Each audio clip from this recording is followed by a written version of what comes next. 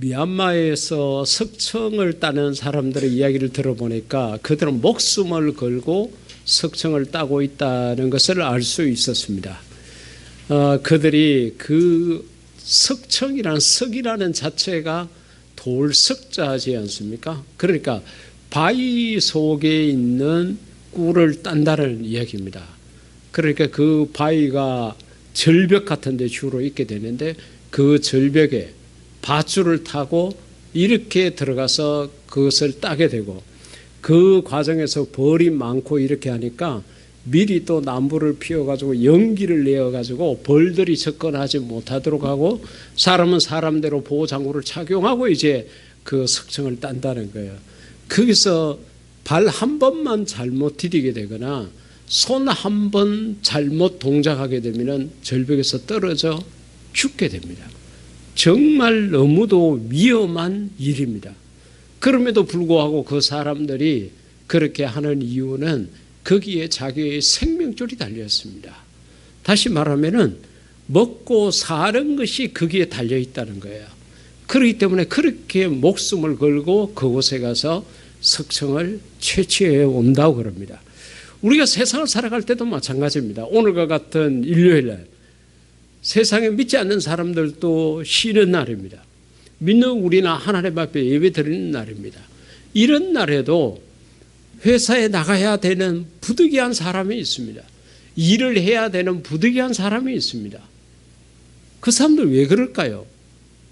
분명히 쉬어야 되는데, 분명히 노는 날인데 그렇게 가야 되는 것은 자기 생명줄이 달렸습니다. 그렇게 회사에 순종하지 않으면은 회사에서 쫓겨나올 수밖에 없고 그렇게 되면 먹고 살기가 힘들기 때문에 그렇습니다. 그리고 우리가 우리의 삶 속에서 내 생명줄이 어디에 있느냐 하는 것을 생각을 해가지고 그 생명줄하고 연관된 조직이나 단체나 공동체 그곳에 순종하게 되어져 있습니다. 오늘 우리는 이 한나의 기도, 한나라는 여자는 아이를 낳지 못하는 여자였습니다. 하나님께서 그의 태를 닫았다고 그렇게 이야기를 했습니다. 아이를 낳지 못하는 가운데 남편에게 미안한 마음도 있고 또 남편이 자기에게 이야기를 안 했지만 남편 스스로도 대를 이어야 되겠다는 생각을 가졌던 것 같습니다. 그래서 두 번째 부인을 데렸습니다. 그런데 두 번째 부인은 이 한나 입장에 봤을 때는 야속하게도 아이를 잘 낳았어요. 아들을 낳았습니다. 그러니까 남편의 관심도 그곳으로 향할 수밖에 없고 남편의 관심이 그 아이에게 갈수록 이 한나는 점점 소외당하고 마음의 고통이 무거운 짐으로 와닿을 수밖에 없었습니다. 그런데 거기에다가 버린나라는 이름을 가진 첩으로 들어온 그 아이를 낳은 여자는 이 본처인 한나를 향해 가지고 저주하고 욕설을 하고 무시하고 아무렇게나 대합니다. 그러니까 그런 과정 속에서 이 한나라는 여자가 당하는 고통은 이루 말로 다 할 수 없었습니다. 그리고 그 당시에 사람들은 여자가 아이를 낳지 못하는 것은 하나님으로부터 저주를 받아서 그렇다. 이러한 생각을 가지고 있었습니다. 그래 보이지 않는 그 눈총이 이 한나라는 여자의 마음을 짓누른 거예요. 그래서 이가 하나님 앞에 기도하기를 시작을 합니다. 자기의 심정을 알아줄 자는 하나님밖에 없다고 생각하니까. 그래서 한 번은 성전에 기도하러 갔습니다. 물론 집에서 그 고통 속에서 얼마나 많이 기도했겠습니까? 성전에 가서 기도를 하러 갔는데 엘리라는 이름을 가진 제사장이 있었습니다. 그 제사장이 의자에 앉아가지고 그렇게 있는데 한나가 성전에 들어가서 하나님 앞에 기도를 합니다. 근데 제사장이 보니까 기도 소리는 나지 아니하고 입은 무엇인가 말하는 것처럼 보이기는 하고 그렇게 하니까 이 제사장이 그 여자를 보고 한나를 보고 술 취했다고 그렇게까지 이야기를 했습니다. 여러분 우리가 세상을 살아가다가 한 사람으로부터 오해를 받게 되면 이런저런 사람으로부터 이런 오해 저런 오해를 엄청 받게 됩니다. 한나가 그랬습니다. 자기는 너무 괴롭고 자기는 너무 힘들어서 교회에 기도하러 갔는데 교회 목사님이 기도하는 모습을 보고 술 취했다고, 술 먹지 말라고 그렇게 이야기를 들었으니까 그 마음이 어떠했겠습니까? 그때 한나는 제사장을 향해서 이야기합니다. 내가 술이 취한 것이 아닙니다. 내 마음이 너무 괴롭고 너무 힘들어가지고 내가 여호와께 기도했다고 그같이 이야기했습니다. 그 이야기를 듣고 제사장이 네가 기도한 것이 그대로 이루어지기를 원한다고 축복을 해 주었습니다. 그런데요, 하나님의 놀라운 역사가 나타났습니다. 제사장이 그렇게 축복하고 난 다음에 하나님께서 그를 기억하사 그날 밤에 자녀가 잉태되게 하셨습니다. 할렐루야. 여러분, 우리가 세상을 살아가다가 힘들고 어려울 때 사람 붙잡고 예글 복걸하지 마십시오. 비참해지지 않습니까? 나를 좀 도와달라고, 나를 좀 살려달라고. 물론 눈에 보이는 게 사람이니까 사람에게 먼저 매달릴 수 있지만은 그건 하나님을 믿지 않는 사람들이 그렇게 하는 거고, 하나님을 믿는 사람은 절대로 사람을 붙잡지 않습니다. 왜? 내 생명줄이 하나님에게 있다고 생각하니까 그런 거예요. 한나가 그 아이를 낳고 나니까 얼마나 마음에 기뻤겠습니까? 그래서 2장으로 넘어와서 오늘 본문 속에 그 한나가 하나님 앞에 이제 감사의 기도를 합니다. 아이를 낳기 전에는 정말 자기 마음이 괴로워서 기도를 했다 그러면은 이 2장 속에서는 사무엘이라고 이름을 지었던 아이를 얻고 난 다음에 너무 기뻐가지고 하나님 앞에 기도를 드립니다. 여러분, 우리가 답답할 때 기도하는 것은 누구나 할 수 있지만 그 답답함이 해소되고 난 다음에 그 걱정 근심거리가 다 떠나고 난 다음에 하나님 앞에 감사 기도한다는 것은 절대로 쉽지 않습니다. 여러분들은 문제가 해결되고 난 다음에 감사하는 것 잊지 말기를 주의 이름으로 부탁드립니다. 아무것도 감사할 것이 없네 이렇게 생각하시지 마십시오. 한나가 얼마나 감사했던지 그가 하나님 앞에 기도하는데 그 기도 내용 속에 뭐라고 이야기하는가 하면은 본문 6절 가운데 보면은 여호와는 죽이기도 하시고 살리기도 하시며 그같이 이야기를 했습니다. 목숨이 하나님에게 달렸다는 것을 고백을 했습니다. 그리고 사도행전 5장 30절 가운데도 보면은 우리 조상들의 하나님께서 여러분이 십자가에 달아 죽인 예수님을 다시 살리셨다고. 사람을 살리는 것은 하나님 손에 달렸다는 거예요. 여러분, 우리가 이 세상을 살아가다가 죽는 것 누구에게 달렸느냐? 우리 앞에 나타나서 인상 쓰고 죽이 뿐다니 그렇게 이야기하는 사람, 그 사람에게는 아무것도 없습니다. 예, 그 사람 겁내지 말고, 보이지는 않지만은 우리를 죽일 수도 있고 우리를 살릴 수도 있는 생명줄을 가지신 하나님을 두려워할 수 있기를 주의 이름으로 부탁드립니다. 우리가 병원에 가서 수술을 하고 치료를 하고 이렇게 할 때 여러분 치료비 깎아보신 경험이 있습니까? 이렇게 차가운 날씨 속에 길바닥에 앉아가지고 할머니들이 파는 콩나물이나 감이나 배추나 그런 것은 좀 사게 하자 그러고 한 개 더 달라고 할 줄 알지만은 백화점에 들어가서 깎아달라 소리 상상도 못하죠. 끽소리 못하고 그냥 비싸게 주고 사고 의사들 병원에 가서 치료비 깎자 소리 못합니다. 왜 그렇게 하느냐? 거기에 내 목숨이 달렸다고 생각하니까 그래요. 이 의사가 적당하게 치료하고 내가 돈을 깎고 이렇게 함부로 말미암아 좋지 않는 약을 사용하고 이렇게 해서 내가 죽을 수도 있겠다. 내 생명줄을 의사가 가지고 있다고 생각하니까 우리는 빛을 내서라도 그 병원에다 돈을 갖다 주는 거예요. 하나님은 우리의 생명줄을 쥐고 계십니다. 이 하나님에게 잘 보이는 그런 저와 여러분이 될 수 있기를 주의 이름으로 축복합니다. 이것은 아첨이 아니고 아부가 아니고 이것은 현실입니다. 우리의 목숨이 하나님에게 달렸다는 거죠. 비행기를 타고 오고 갈 때마다 늘 저는 마음속에 생각을 합니다. 이것이 마지막일 수 있다. 모든 것을 그렇게 생각을 합니다. 하나도 보장된 게 없습니다. 내가 타고 가는 비행기가 주먹보다도 작은 새 한 마리에 의해 가지고 불이 나고 추락하고 비행기에 탄 사람들이 다 죽을 수도 있는 겁니다. 비행기가 굉장히 대단한 것 같지만 그렇지 않습니다. 새 한 마리가 엔진에 빨려 들게 되면은 그 비행기는 끝입니다. 우리의 목숨은 언제 어떻게 될지 모르는 거예요.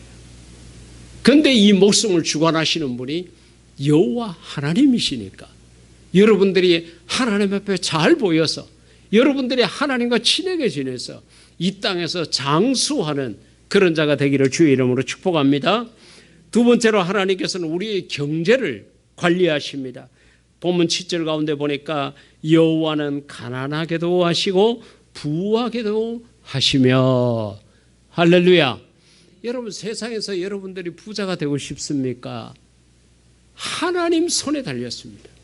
하나님께서 있는 자로 하여금 가난하게 할 수도 있고 가난한 자로 하여금 부하게도 할 수 있다는 것입니다. 잠언 기자는 잠언 30장 8절을 통해서 나를 가난하게도 부하게도 하지 마시고 다만 나에게서 필요한 양식을 주십시오. 그렇게 고백을 했는데 왜 그렇게 고백하느냐? 내가 부자가 되고 내가 가난하게 되는 것이 하나님 손에 달렸다는 거예요. 그러니까 하나님, 내가 너무 부자가 돼가지고 하나님을 잊어버릴까 걱정이 됩니다. 내 부자로 만들어 주지 마십시오. 또 나를 너무 가난하게 해가지고 내가 남에게 맨날 빌리러 다니고 이렇게 해서 하나님의 영광을 가리울까 두렵습니다. 하나님, 나에게 일용할 양식을 주십시오. 그래서 내가 교만하지도 않고 내가 비천하지도 않게 세상을 살아갈 수 있게 해달라고 잠언 기자가 그같이 이야기했습니다. 같은 잠언 23장 5절 가운데 보면은 재물이라는 것은 스스로 날개를 내가지고 날아가 버리는 존재라고 그같이 이야기했습니다.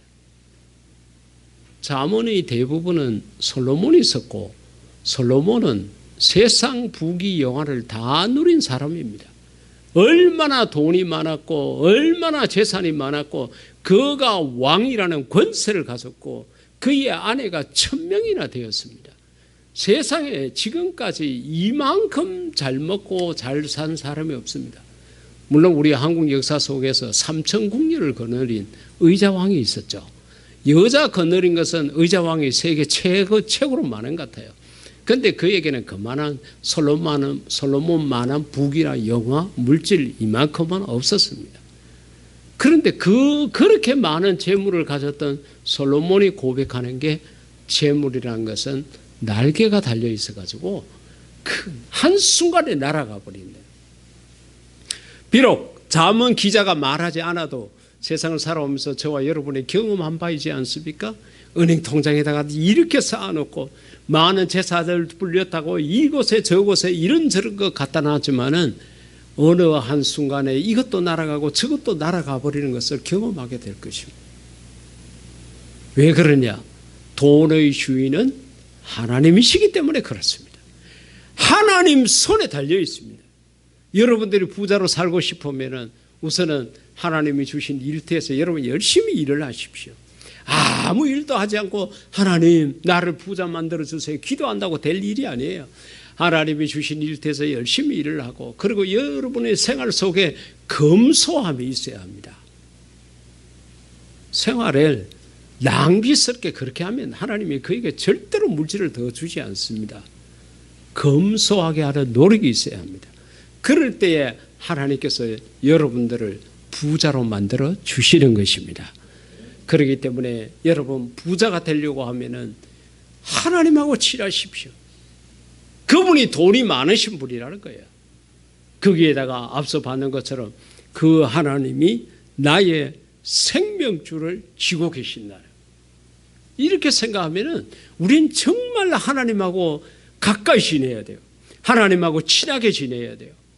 하나님을 아버지라고 부를 때에 조금도 내 양심의 가책이 없어야 된다는 거죠. 그러니까 하나님은 저와 여러분의 아버지가 되심을 믿고 이 아버지를 잘 따르고 순종하는 자가 되기를 주의 이름으로 축복합니다. 세 번째로는 우리의 명예도, 높아지고 낮아지는 명예도 하나님에게 있음을 한나가 고백을 합니다. 낮추기도 하시고 높이기도 하신다. 그는 가난한 자를 티끌 가운데서 일으키시고 잿더미 가운데서도 일으켜서 그들을 귀족처럼 대우하시고 영광의 자리에 앉게 하시는구나. 여러분, 한나가 아이를 낳기 전에는 비천한 자리에 있지 않았어요? 얼마나 구박을 당하고 얼마나 멸시를 받고 얼마나 무시를 당했겠습니까? 그런데요, 아들을 낳고 나니까 그의 위치가 완전히 바뀐 거죠. 귀족처럼 바뀌게 된 거예요.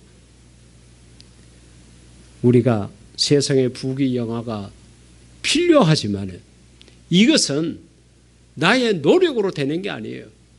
세상 사람들도 그렇게 말하지 않습니까? 한 나라의 왕이 되는 것은 하늘이 도와야 된다, 그렇게 말을 하는데 그 하늘이라는 것은 하나님을 말하는 것입니다. 여러분들이 있는 직장에서 더 뛰어나고 싶고 여러분들이 하고 있는 일에서 CEO가 되고 싶고 그렇게 하면은 하나님 앞에 여러분들이 무릎 꿇고 기도하고 하나님 말씀에 순종하고 하나님의 뜻대로 따르는 그런 모습을 가지시기를 주의 이름으로 축복합니다. 신명기 28장 13절 가운데 보니까 만일 여러분들이 오늘 내가 여러분에게 가르치는 여호와의 모든 명령을 듣고 지키면, 그러니까 지금 여러분들은 이 말씀을 듣고 있잖아요. 이제 숙제가 하나 있습니다. 이걸 지키면 되는 거예요. 듣고 지키면 여호와께서 여러분을 머리가 되게 하고, 할렐루야, 뒤에 이제 꼬리가 되지 않도록 한다고 그랬으니까 머리라는 것은 앞선 자를 말하고 지도자를 말하고 최고자를 말하는 것입니다. 여러분들이 높은 자리를 내가 차지해야 되겠다 이런 생각을 갖고 계시면은 여러분들이 하나님에게 잘 보이십시오.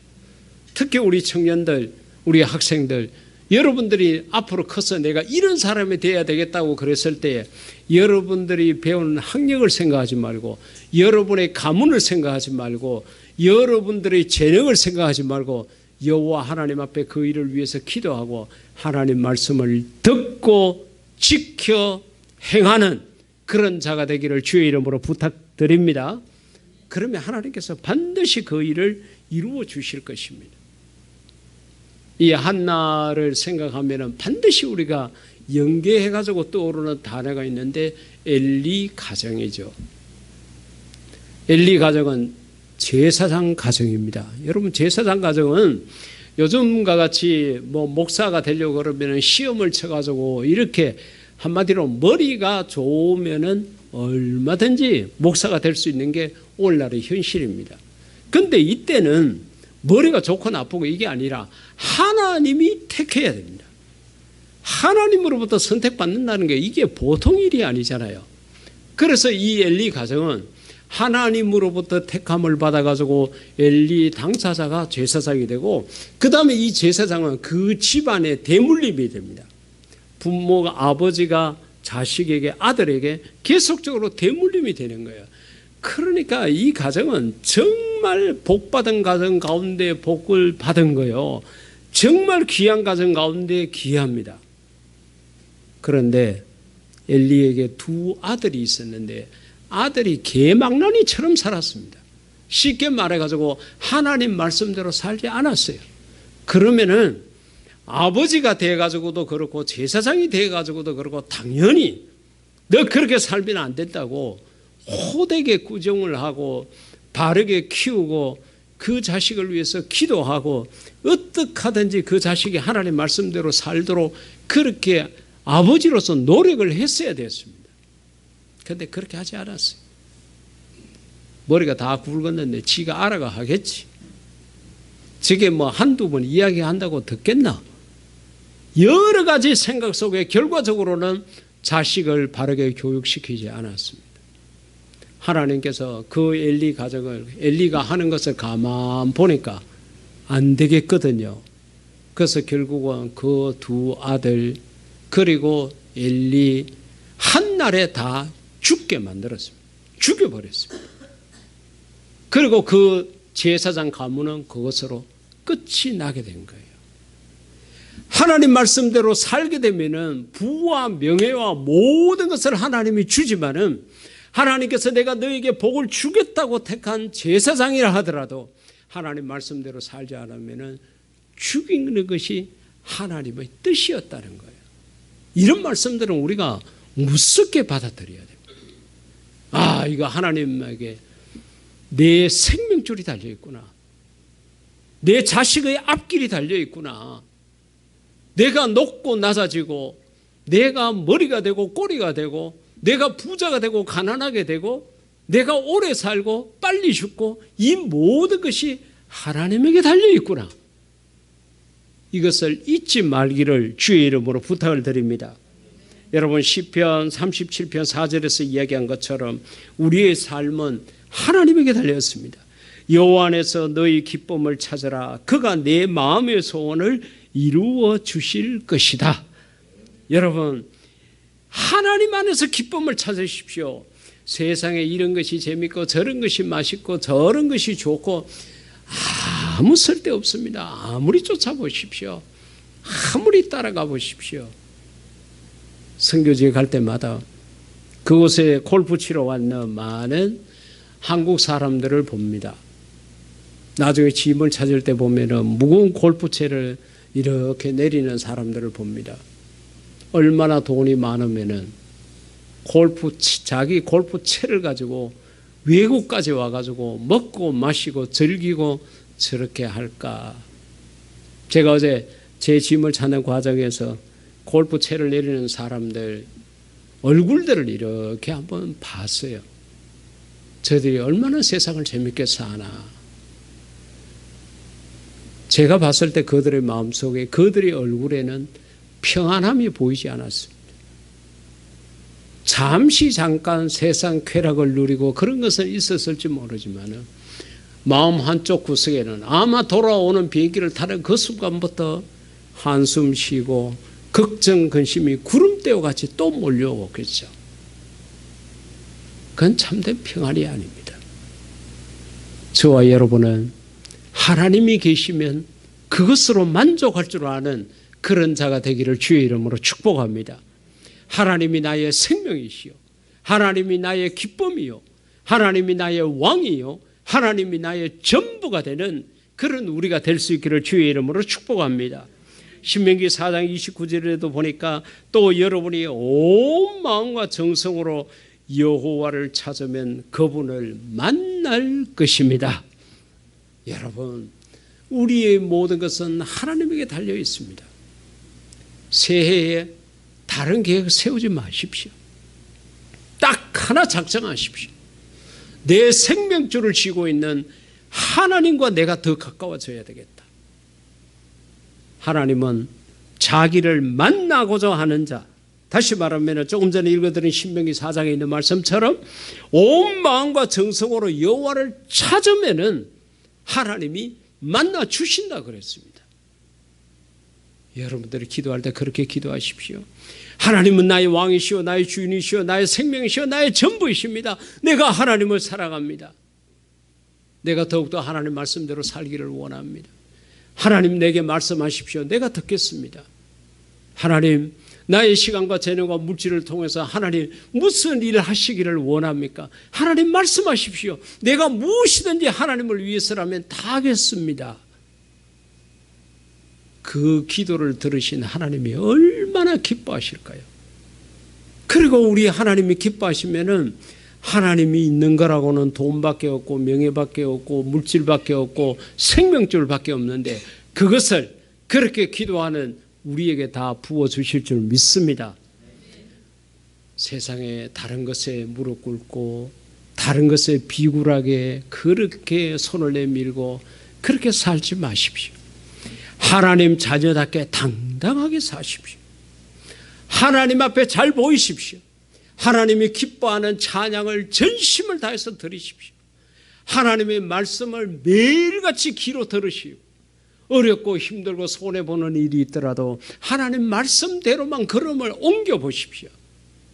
그렇게 하면 하나님께서 여러분에게 모든 것을 다 주실 것입니다. 이 여호와 하나님이 바로 우리가 믿는 하나님이십니다. 우리는 하나님의 자녀입니다. 여러분들이 하나님을 통해서 많은 복, 지금까지 살아오면서 받아보지 못한 그 새로운 복, 큰 복을 누릴 수 있기를 주의 이름으로 축복합니다. 이 시간 우리 다 같이 기도할 때 하나님, 내가 하나님을 사랑합니다. 내가 주님을 더 사랑하기를 원합니다. 하나님을 나의 생명줄로 내가 인정하며 살아갈 수 있게 해달라고 기도하시겠습니다.